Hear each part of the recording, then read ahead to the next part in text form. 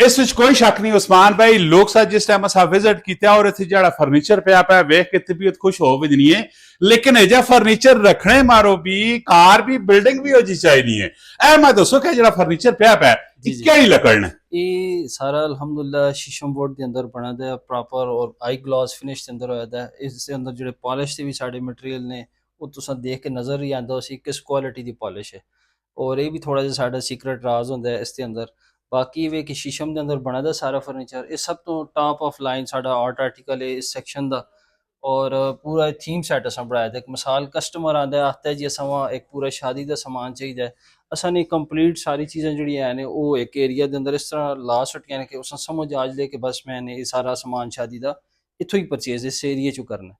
अच्छा इसलिए की प्राइस वगैरह तो सब की रखा है पूरा सेट अगर फॉर एग्जांपल कोई कस्टमर खरीदना चाहना है प्राइस दे उत्ते अगर तुसी अगर आते हो ना ते अगर जिस तरह इस पूरे कंसेप्ट की अगर मैं गल करा राउंड अबाउट 20 तो 25 लाख रुपए की रेंज तकरीबन आर्टिकल बनता है लेकिन इसे असी डिस्काउंट भी बहुत अच्छा देने क्योंकि रिपोर्ट के अंदर और रिपोर्ट की साढ़े तलक वाले लोग होंगे ने तो सब बड़ा ख्याल करना पैंदा है इसी तरीके नाल जिस तरह अगर असी ओरिजिनल प्राइसिस की गल की जिस क्वालिटी स्टैंडर्ड उत्ते चीज़ रेडी हुई दी है ये अगर असी